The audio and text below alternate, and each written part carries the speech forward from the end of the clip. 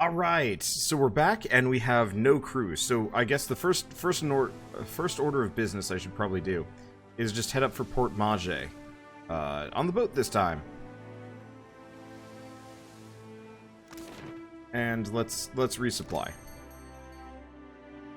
Okay, so we've got ammunition, repair, medicine. Well, we need people more than anything else. Recruit crew members. Oh, interesting. So, we have a bunch of different characters. Novice Navigator. I wonder if they level up. Well, I'm not too worried about, upkeep right now. I probably should. I'll probably get to the point where I have to worry about upkeep more. But if I'm lucky, I'll just stay super wealthy over the course of this entire playthrough. So let's just hire everybody. I assume all of these guys are supposed to be hireable. We'll just hire a bunch of them. Okay, so we're done with that. And, oh, I could sell some stuff if I needed to. I do have a bunch of crap that I could sell. Ooh, including a new hat. Oh, wait, no, that's from getting the Explorer's Pack. Okay, well, I've got a bunch of random crap I could potentially get rid of. Sure. Yeah, let's get rid of some of the garbage. Because I've got, like, a bunch of these, like, stilettos and, like, sabers and swords that I probably could live without. Yeah, okay. Because I don't think I have much of a use for any of them. I'm gonna hold on to the arquebus just in case. Okay, so question. Most of this actually looks like it might be more useful for, cooking-ish? Ale does not increase morale. Hardtack and water don't help, though. We do have stuff like fresh fruit. But okay. Actually, that's not that much more expensive. No, it is much more expensive. I feel like buying a bunch of rice might be a small idea. Or smart idea. We also have, like, the Valian Hullbreaker and some other things I haven't seen before. Do I grab the cannon? It doesn't seem like it's great. How do I check? Is this boat? Probably ship items? Maybe I should grab the Valian Hullbreaker. Just for the sake of... Oh, yeah. So there's a difference. There's the Hullbreaker, which is the higher tier one. 150 to 400, 347 versus 347. So what's the difference between the Hullbreaker? I guess it might be more effective close up? I'm not sure. Let's also buy, like, 50 rice. It's a bit pricey, but this way we don't have to worry about food. Cool. And let's leave by sea. Leave by sea. I guess we've already left by sea, so we can do whatever we want. Okay, we do have one injured crew. How do I manage any of this? I don't actually know. Ship management. Okay, there we go. So, ship UI. There are several jobs on the ship that the crew needs to fill while sailing. Every ship needs deckhands, cannoneers, and helmsmen, and all ships benefit from having a cook, surgeon, and navigator aboard. The larger ships even require a boatswain. Yeah, it is a boatswain, to keep the deckhands in order. To place a new sailor on the ship, you must be in a port. Click on Available Sailors, Known Sailors section. Move them to an open role on the ship. Note that each sailor has different talents. Not all sailors will be well suited to the given job. Filter to see who excels at the role. Your crew consumes both food and drink while adventuring. The type of food and drink you feed them will adjust their morale. The more expensive provisions make them happier. Cheap food and drink will lower their morale over time. Even so, few things will impact your crew's morale as badly as letting them starve. A starving crew with low morale may mutiny. If neglected for long enough, some may even die. There are several jobs on a ship. Captain determines how likely the ship is to gain advantage, first move, and other bonuses in ship-to-ship combat. Okay, deckhands are required to perform any maneuvers on ship-to-ship combat. If a ship does not have enough deckhands, it will move more slowly on the world map. The more skilled deckhands a ship has, the faster it will move in combat. The boatswain counts as a deckhand, but is more important for their ability to accelerate the completion of special events, such as putting out a deckfire on the ship by coordinating their actions. A helmsman is required for turning in jibe actions in ship-to-ship combat. More experienced helmsmen make the ship harder to hit after performing turn and jibe actions. Cannons cannot fire without a cannoneer assigned to them. The more experienced a cannoneer, the more accurate their fire. The surgeon increases the rate of healing for injured crew members in the reserve, both in combat and while traveling. Two jobs have no combat roles, but may be called upon to resolve ship events. The navigator increases the speed in the world map, and cook reduces food consumption while traveling. Okay, so we have no known sailors. We have Arena Novice Cook, but she's injured for 6 days. Well, that's fine. So it looks like we actually have some people. Sailor experience 5, 10. So they'll probably get better.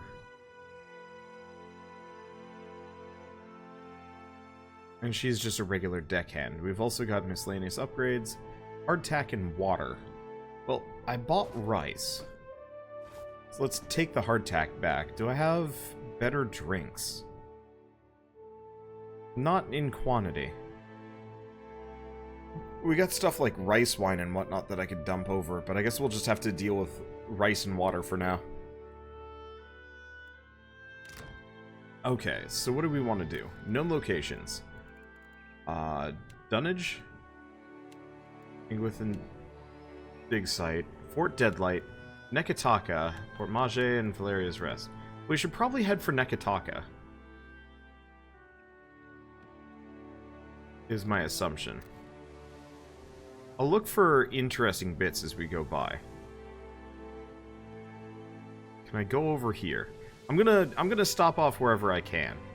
Looks like we've also got a bunch of merchants that we can run into. But we'll leave that for later. Grab that. Anything else here? Yes, there's whatever this is. Just some water. Okay, so I'll have to watch my crew setup. So morale minus water, morale working with injury. So known locations, we already know about that.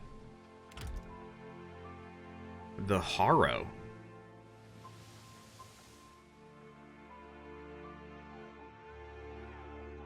You're sailing past a reef when Venezia shouts out, pointing to port. There lists a ship stranded in the middle, perched on a narrow shoal. It tips and rolls with passing waves. Hanging from its mast is a blue flag showing an image of a crescent moon sinking beneath the waves. Your crew gathers round, murmuring in low, excited voices. Chittipek rushes to the railing. Captain, that's a gift-bearer ship. No telling what sorts of treasures it's got. Beodil snorts. I don't even... Who are half these people? Just random people. I'm just gonna give them random voices. Don't expect consistency. Gift bearers carry sentimental junk. Worthless stuff. No, that's a smuggler's ship. It's a classic disguise. Aura the Mad spits into the water. Then it's a fucking stupid one. Gift bearers only visit landlocked settlements. That's a trap. Let's see. What was that about the gift bearers, Beodil? Beodil fixes a pensive frown on the wreck. Oh, no offense, Captain, but the servants of Andra collect things people want to forget and consign them to the sea. Anything gift bearers might be carrying would be stuff nobody wants. Thoughts? Let's see. Check him. Ain't a trap, Captain. Ship's too smashed to shit for that. Might be too smashed to shit for salvage, too. Seraphin scratches the back of his head as he peers at the vessel. Use the spyglass. Do I not have it? I guess I don't have one. Okay. Prepare a skiff. We'll have to row out and climb the hull. You row the skiff above the reefs, waves tossing it. The bottom of the boat occasionally scraping along the jagged structure below. You tie off on a snag of coral next to the wreck. The water is rough and the hull slick with brine, but you're able to find purchase between the shifting planks. Climb up. You pull yourself up, using bent planks and barnacles for holds. You've almost reached the main deck when a wave slams against the ship. You hear a crash from somewhere below as the vessel rocks. Your legs slip out from under you and your fingers dig into wet lumber. Your grip holds. Once the ship settles, you resume your climb and make it safely onto the deck. The ship is deserted. You don't find corpses. If the ship had a skiff, it's missing too. Search for salvage. You find several crates of supplies and several more of assorted odds and ends. Handkerchiefs, bead jewelry, cracked scrimshaw, a child's doll. So we get ammo and medicine. Think... let's see. You think back to Bedel's comments and wonder if this might have been a smuggler's vessel after all. Search for evidence of smugglers. Okay, so yeah. Best perception and mostly streetwise. Eder glances around before sliding a crate of junk aside, and finding a trapdoor underneath. Within rests a small chest brimming with golden skellings. So we've got money. Smugglers after all, Eder whistles. Among the coins rests a small figurine of an imp, of all things. So we get a laughing imp cameo. Uses 1 time per rest, cast time recovery, effects, 2 brine imp. Probably summons them? You load your find onto the skiff and row back to your ship. Okay. And we're still going vaguely up this direction. Hello? The ring of a bell comes to you on a cold wind. The ring comes again and again, until soon the air is full with the sound of 1,000 bells ringing all at once.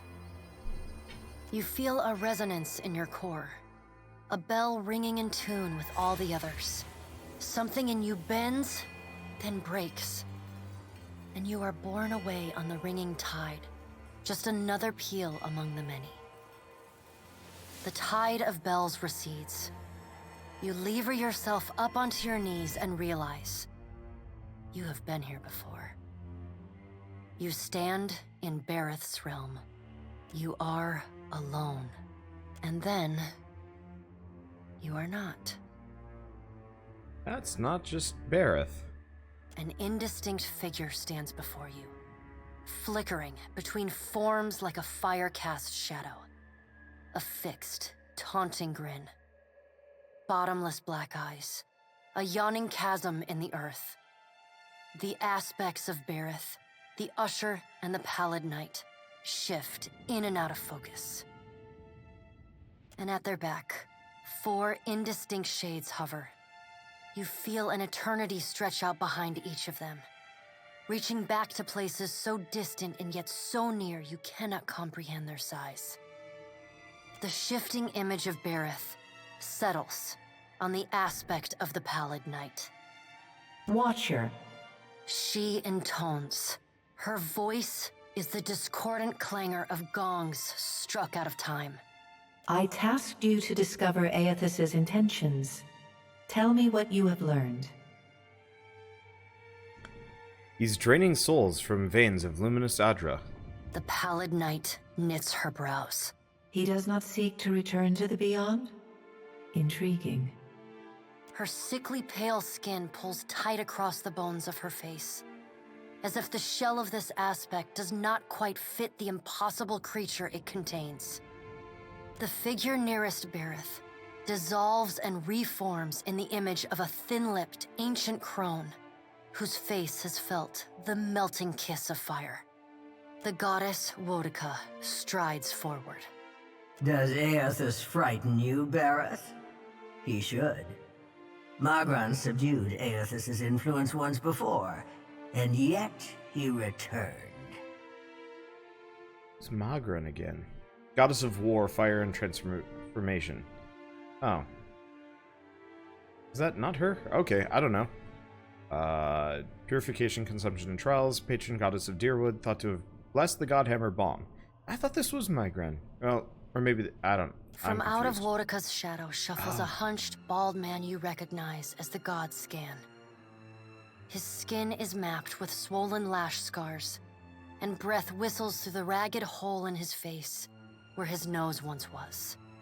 No, this is Wodica. Wodica was like the god of justice, law, oaths, promises, rulership, memory, vengeance, memory, hierarchies. Huh. Yeah, I don't know enough about the gods to recall them based on sight. Oh well. So Skane, god of defiance, of violent rebellion, secret hatred, covert plots, resentment, and envy, frequently pictured as a disfigured and scarred slave, and worshipped most often by the subjugated and the destitute. He does not speak, but stares up at Wodika, with naked loathing plain on his ruined face. Wodika steeples her long, knob-jointed fingers. We must annihilate Aethys now, before he makes a rash decision we cannot easily annul. Interesting, no narration for this one. She casts a sly look at the pallid night from the corners of her eyes. A moon would do the job nicely. Wodika says, and grins. I'm pretty sure we need that. A voice echoes from the shape nearest Bereth. The lava is too large to be moved and Kaltha too quick to be caught, even for a god of Wodika's strength and apparent lunacy. The figure beside the aspect of Bereth flows forward in a swirling cloud of ash. So this is Magrin. The ash falls to the tiles and reveals a molten-skinned woman, leaning on a monstrous, wicked-edged broadsword. Magrin's glowing lips curl in disdain. We must find a solution to the problem of Aethys that is neither do nothing, nor destroy the world. I acted in haste during the Saints' War. You will not goad me into doing the same now. To move against him while his plans are unknown would be the height of foolishness. We must find wisdom in precaution. Magrin says. What kind of precautions do you suggest? Magrin looks at you as one might a wayward gob of spit on one's shoe. It is no business of yours what the gods decide. Another of the silent figures steps forward, and the warm, golden light of a summer's afternoon spills across your face. Let's all take a deep, calming breath. Perhaps cooler heads will prevail. Behind Helia's words, you hear the soft coo of doves. Helia, goddess of the sky, maternity, creativity, bird song, invention, language, and the arts. Not known to take a particular physical form, but thought to be present in birds of all kinds. Aethys has been separated from us for too long. Isn't it possible he intends only to gather enough souls to reclaim his realm in the beyond? He should be welcomed. Helia, you look up then into avian eyes. Through them, you see clouds of starlings converge and divide. Did I skip a dialogue or did it break there? I have no idea. What if he intends to betray you? Helia puts a feathered hand to her chest. He wouldn't. Betrayal is not in his nature. Scan shuffles forward. Yes, yes. We should welcome Aethys' return to the fold. His gratitude we can leverage to cajole him into divulging his plot. Then, when he believes himself to be in our good graces, we do as Wodika suggests, and crush him into the earth. Scan pauses, inspecting you. Ah, and here is the Watcher who wiped dear desperate Alice's mind. You could have let my followers help her kill the man who tormented her. But you did not. Curious. Scan licks the ragged edge of his lipless mouth and grins, then turns to Helia. I did not expect such a deliciously ruthless idea from you, Helia. I am impressed. Helia's feathered crest stands on end. You wretched little creature. Attempting to end Aethys may only make things worse. Your point is well made, little Watcher. If self-evident, Aethys has not been known to possess a vindictive nature. Indeed, he has occasionally been magnanimous to a fault. Magrin says. However, if we push him to the brink of reason, there is no telling what he may do. He is, as ever, unpredictable. Something akin to fondness creeps into her voice. The Pallid Knight gestures for silence. Aethys cannot be killed, but he may be subdued. Yet to do so will take immense power and time. Both stand in his favor. The whole "she says" thing throws me off like nobody's business, because it's not written there, so as soon as the line's over, I hit continue, so this flows smoothly. Surprise! Bonus dialogue. Magran grits her black glass teeth.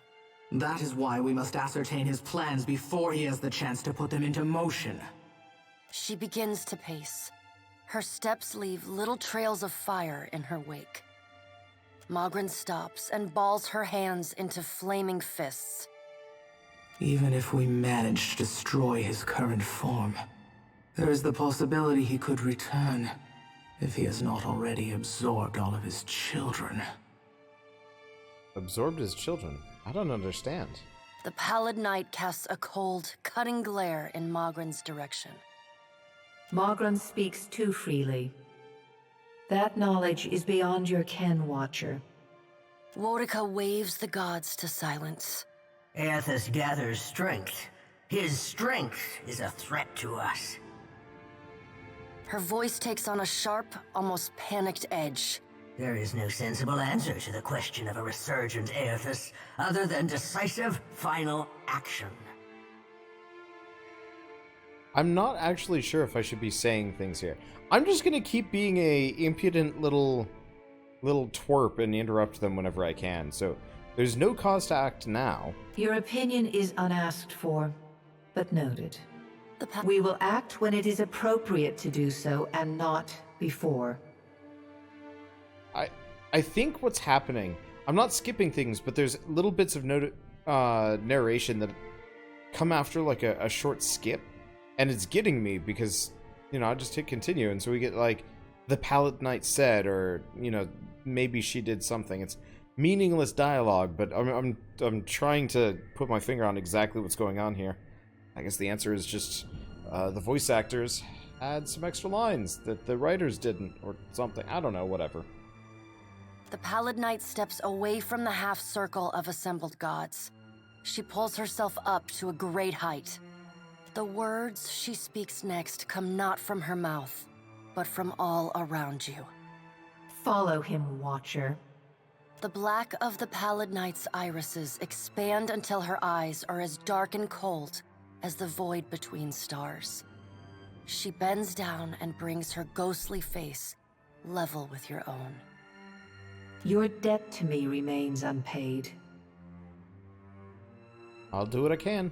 She stares at you, unblinking. Like a needle drawn to a magnet, you are pulled toward her one compulsory step at a time.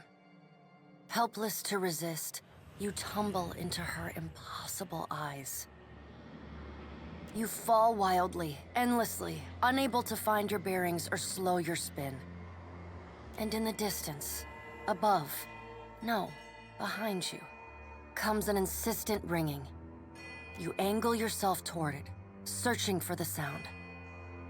A small silver bell appears just inches from your fingertips. You reach for it, straining to still its interminable ringing. The moment you touch it, your soul slams into your body with all the force of a fall from the top of the sky. You blink open your eyes and find yourself on the floor of your ship's cabin, alone.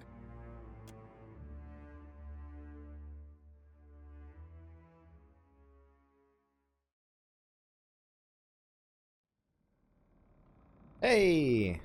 Oh, they changed the angle of my room now. I can also loot my stuff. So we get a Royal Deadfire Company cape, potion of healing, pickaxe, fragments of whispers of Yenwood. Got a little thing here. So we've got Roll of Insect Swarm, and also a letter from Aufra. Red Prince, I hope this letter finds you in good health. It has been many summers now since you first arrived in the Gilded Vale. Much has changed in those years, for both of us. I do not know if you remember me, but the day you came to my door is not one I will forget. For months afterwards, I wrestled with my faith and my fear. And still the gods have blessed me with a son. He is healthy and strong, and already so curious. All the Gilded Veil dotes upon him. I have told him of you. He asks constantly after the Watcher who restored his spirit, and hopes one day to meet you. Until then, know that we keep you in our prayers. Your most faithful, grateful servant, Alfra. I'll just leave it there. Yeah, so that's probably something that happened in the past as well. I shall. But, oh well. So Jody's hanging out, we've got some things. People to hang out with. I assume looting that actually makes me talk with it. Probably. What is he doing? Why is Eld just running back and forth from... I don't know. I'm confused. Alright. Boy there, Captain. With every soul, my lantern's getting heavier and heavier in my hand. How is it you came to be a worshipper of Gon, more so than Aethys? My folks... You might say they're not your typical Aethasians. Sure, they cling to the light more than the darkness. Eder points affably in approval. But the war, it touched my family. And it changed them. Killed some. Not that I remember firsthand. The others toughened, turned survivors. That much I saw with my own eyes, even years later. Are there others like you? Other Gonites out there? Or no? That doesn't answer my question. My aunt's the one who taught me about the cycle of life and death. How everything happens in stages. Whether forwards or backwards, from seed to rot to rebirth again, it's all just states of existence and balance. See? That's how I first learned about the slice of Gon within Aethys. After that, I read all the doctrines of Gon, anything and everything I could get my hands on. Such as? The 12 books of Nearwith, plus the epistles from the minor prophets. A lot of them aren't a part of today's canonization, but that doesn't mean they're wrong. It's tradition for the youngest born to take up the priesthood of Aethys. Well, I did it in my own way. Are there others like you? Other Gonites out there? Of course, though we're few and spread out. Most don't keep to temples. Soul shepherding requires travel. Mostly I learned through reading. Any text pertaining to Gon I could get my grubby hands on. I get the feeling you don't really fit in with the other Dawnstars. I guess it's the nature of light to want to best the darkness. But you can't have balance like that.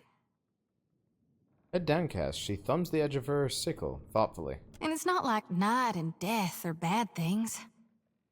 Aren't they, though? Oh, no use in fearing what's natural. Life isn't one long line. It's cyclical. You gotta shed the old to become the new.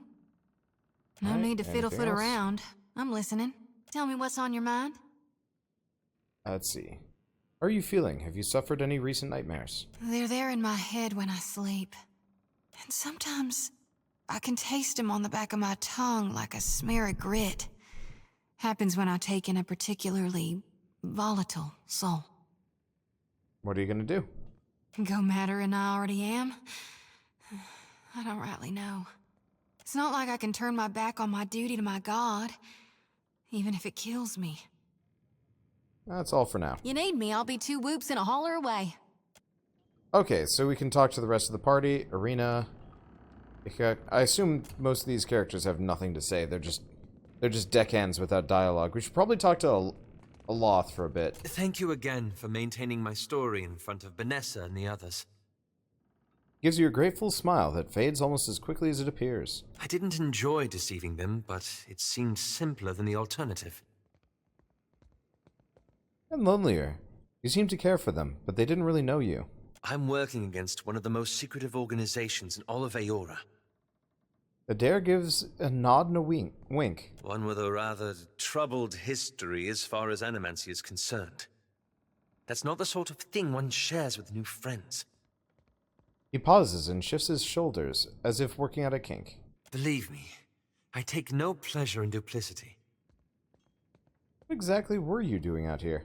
After we parted, I set out to destroy the Leaden Key. It's controlled us for too long. I wanted to free Kith from it. Kith. The word Kith is used to describe the dominant civilized races of Aora. Humans, Amawa, dwarves, elves, Orlans, and godlike. So for 5 years, I've been tracking down Leaden Key circles, searching for the places where they operate in secret. trying to undo them.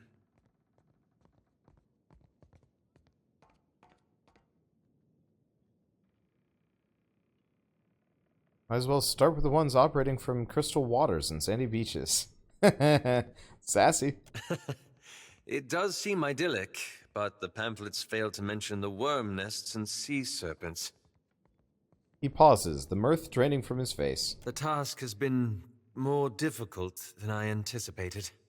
I don't think I fully understood the weight of the decisions I would have to make, or the burden of living with them. It was much easier when I only had to follow someone else's lead. My father's, Theos's, yours. Easy, sure. I led you right into the prison of the gods. What matters is that you got us out again. He laces his fingers together, a familiar look of anxiety working its way across his face. After we defeated Theos, I thought the hard part of undoing his work would be tracking down the Leaden Key's members and operations. Maybe he had an address book. Too bad he burned his robes. He gives you an appreciative smile, but his mind is clearly elsewhere. Perhaps this would be easier with an example. I went to a village in Old Valia, a run-down backwater of a place. Aye, right home like it was. Ayla's expression shifts as Isilmir briefly emerges. Oh, Isilmir. Okay, I should probably talk about some of these things, because if you haven't played the previous game, a lot of this entire conversation is meaningless. So, Theos was like the main antagonist of the previous game. He was the one that turned the main character into being a watcher. That lantern is freaking the fuck out. Okay, that's really distracting. Anyway, so Theos was the leader of the Leaden Key, who was like kind of a group in charge of like keeping the gods' secrets and like some other stuff. But they were also doing some like horrid things, and I think Theos specifically was trying to do something for Wodoka, but I didn't read that far into it. But at the end of the game, you're given a choice, and Aloth can either destroy the Leaden Key or kind of become the leader of it. And so I went with him destroying the Leaden Key because, you know, they seemed like a vaguely villainous organization. The other detail is Isilmir, which is a past incarnation of this guy. That lantern is still freaking out. So, you know, like a past life. And so she's like more impulsive and whatnot. And over the course of the previous game, he has to come to grips with the fact that he has two personalities. Ish. Centuries ago, the Leaden Key had intervened to end some heretical cult. The details were lost, but what had endured was a practice of ritual bloodletting. A gruesome, pointless tradition. At every full moon, the villagers would feed the soil with their blood. No one, young or old, sick or hale, was exempt. You helped them, right? That's where it gets complicated. The village priest administered the practice. Grim old fellow. Reminded me of Theos. Wicked old bunbag, 'tis what the lad means. He was a tyrant. I was certain that if the villagers were free of his influence, they'd be free from the bloodletting too. So I arranged for him to have an accident.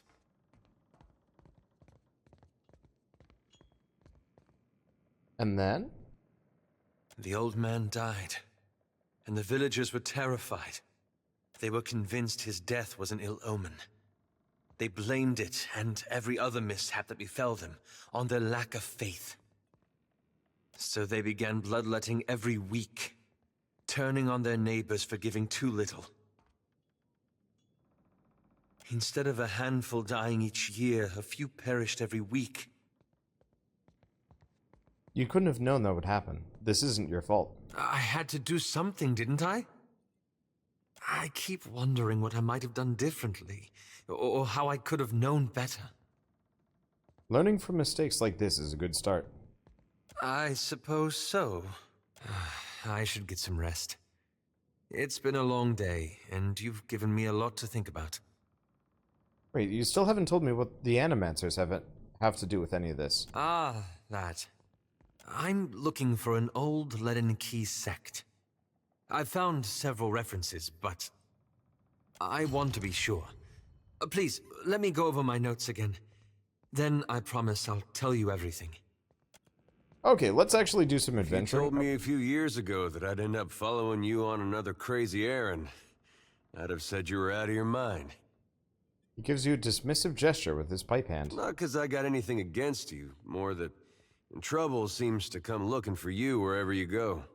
Yet, here we are again, probably on our way to die.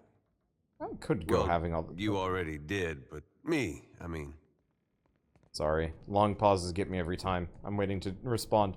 I thought I was walking away to not talk to this guy, but I guess he wanted to have the last word. Anyway, I couldn't go having all the fun by myself. Oh, real nice of you to share. Someday I'll have to get you a gift. And wouldn't you know it, this time is shaping up to be crazier than the last one. There's something accusatory behind Eder's eyes. But I gotta say, I appreciate how you've handled things. Times like these, staying decent's not as easy as it sounds. Thought you were weird at first, of course, but you've surprised me. There's no point to any of this if I have to sacrifice my beliefs. There's something to that. I like to think I'm the same way. Except I chose to believe in the goodness of a giant statue that kills everything it passes. He scrapes his teeth over his lower lip. Sometimes I have second thoughts about that. I've been meaning to ask, though. How is it you never seem to lose your way through all this? What is it tells you you're on the right path?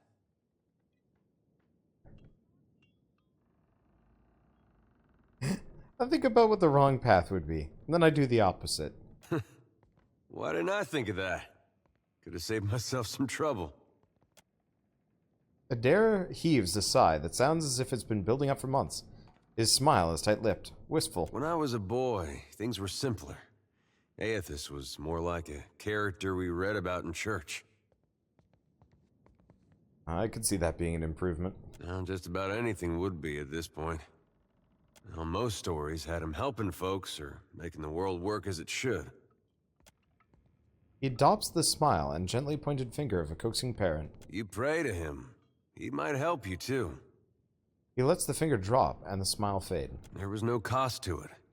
No confusion about his will or followers taken into extremes. Following Aethys was right. Had no reason to question. He pauses. It could be the light, but the creases around his eyes and mouth seem longer and deeper than your memory of them. Do you think there's any way that following him could still be the right path? After all we've seen? Of course. Even Bareth wants us to follow him. I suppose that's true. Not really a point in Aethys' favor, though. Anyway, I didn't mean for this to get depressing. I think this was just a long way of saying, I appreciate the way you've guided things. Makes me feel like I'm doing some good, going with you. He shakes his head with a look on his face like he just remembered a joke.